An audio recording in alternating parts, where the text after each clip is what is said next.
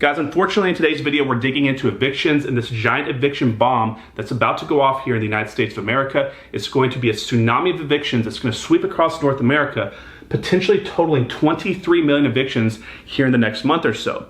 Now, this is a video that's going to impact both investors, the landlord, as well as renters and people renting properties right now. So I'm gonna go through this from both perspectives so you can have some more information on how to understand this. And then I'm gonna have a follow-up video here in a couple days breaking down what you can do to make sure to capitalize on this best going forward. But this is really gonna give you a good idea of what's happening right now. Now, as you guys know, we just went through a crazy situation that nobody could have expected. This virus has caused the world to get turned upside down. There's anger all over the place. There's confusion. There's depression. A lot of people are struggling right now. And when these emotions ramp up, denial kicks in, right? So a lot of people are kind of have their head in the ground, both investors and landlord, or both investors as a landlord and tenants. But this is coming up right now. So let me kind of talk about what's going on. So back in March, the CARES Act was passed. It was a relief act that protected a lot of different things, but one of them was there was an eviction moratorium, which means that landlords could not evict tenants. Now, a lot of people had confusion over this because they thought that every single tenant in North America could not be evicted, and that's just not the case. We're going to talk about that throughout this video. But this was launched in March. It was set to expire last week, and it did on July 25th. Now, worked into this, there's a 30-day notice. So this is a big date coming up here, which this extension needs to happen, if there is going to be an extension, by August 24th. So we're less than a month away, guys. This is going to be huge if nothing happens. So this date right here, if we come up here and there is no extension of this eviction ban or moratorium, you're going to see a ton of people removed from their properties overnight. People are already putting their paperwork in process. They're already getting to a point where they're starting this, where they're prepared for this, at least on the landlord side. And a lot of tenants think they're still protected. Now, the Senate wants to extend this eviction ban. So they're in talks with Congress right now. So Mitch McConnell, the majority leader, right, what he is proposing back here on 7/27 is he proposed what's called the HEALS Act. Now, there's a lot of different extensions in here for relief, but it's questionable, will this eviction protection be in this? Now, there's talks that it will be, and that's the hope, because can we really just see this many people go flooding on the street overnight, as well as this many people that own properties not be able to make their underlying payment? So I'm assuming, my guesstimate is, yes, they're gonna work out some agreement, and the expectation is this is gonna happen in the first week of August, so pay close attention to this, guys. Now, one thing I want to point out already is if you're a tenant in a property or you're a landlord, I know you're seeing that there's been this eviction moratorium or there's going to be this extension. This does not apply to everybody. This only applies to about 1/3 of the rental properties in North America. That means the majority of this, of you that are a tenant or a landlord, this does not affect you. Now, how do you look at this as far as who this affects? It has to do with the way that the financing was done on the property on the front side. So if it has federal funding, some type of relationship to the federal funding in any way, whether it's Fannie or Freddie, whether you own a property free and clear, but you're using Section 8, you have Section 8 tenant in there, right? These are the properties where the CARES Act is protecting you. But if you own a property free and clear, like a lot of you guys do, this is not affecting you. You can evict your tenants, right? So you should just call down to your local area, call down the county and see, can you do this, right? Because I actually have properties that we could have done this on during this process, but I'm going to talk about what I did different and what I think you guys should keep in mind as we get to these last talking points, because this may not be the best solution.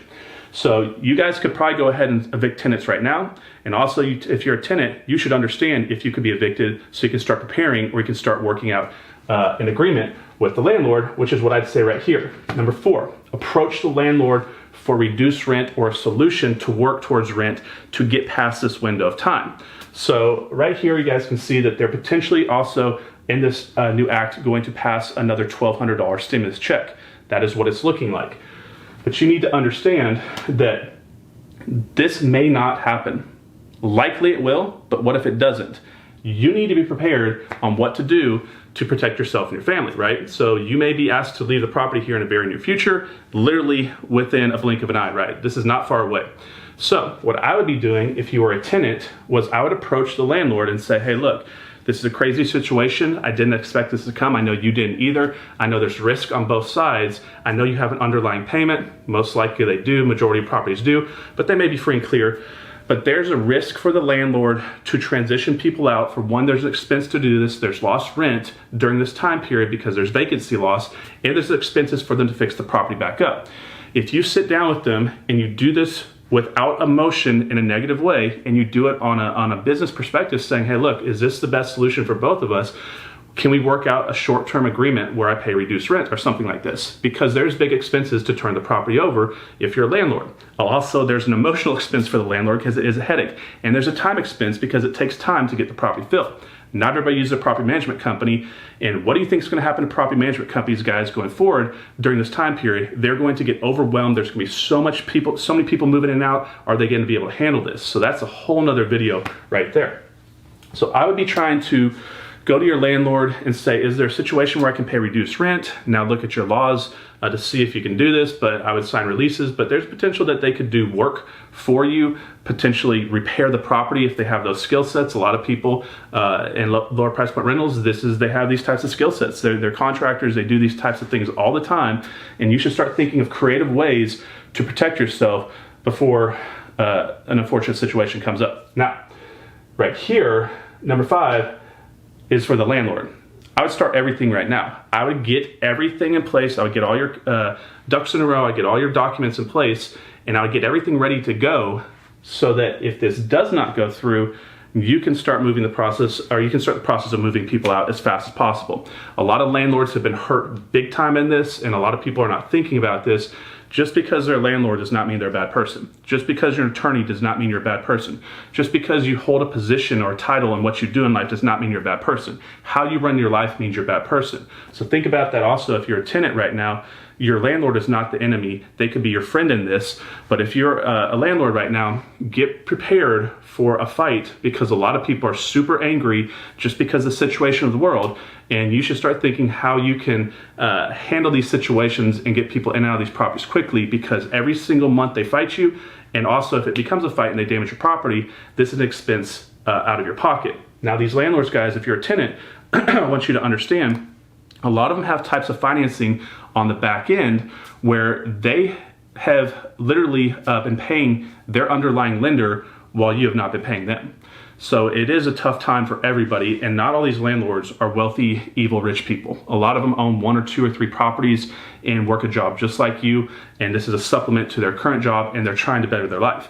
So if you're not paying them, and you can pay them, you're essentially stealing from them. Now, this is something that's a gray area where a lot of people are not talking about this. I know a lot of landlords. I've been a tenant before, and I've been a landlord, so I know both perspectives well. And unfortunately, a lot of people are choosing to not pay their landlord, even though they can, because they're protected and they think that they don't have to. Or the landlord doesn't know that they can evict someone, and there's just a lot of disinformation. I think this hits so fast and so aggressive.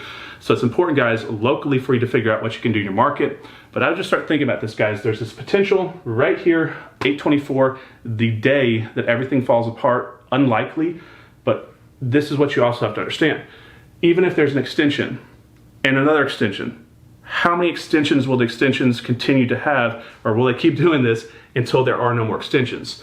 The music will stop playing. This is going to happen regardless. So start thinking about what you're going to do when this happens. And here in 2 days from now or so, I'm gonna put out another video and really break down how you can increase cash in your pocket, decrease your risk going forward, ways to pick up more properties from the investor mindset. I'm gonna show you exactly what I plan to do, or what you could plan to do going forward to protect yourself and your business if you own 10, 15, 20, 30 rental properties and you expect a lot of these are going to turn over.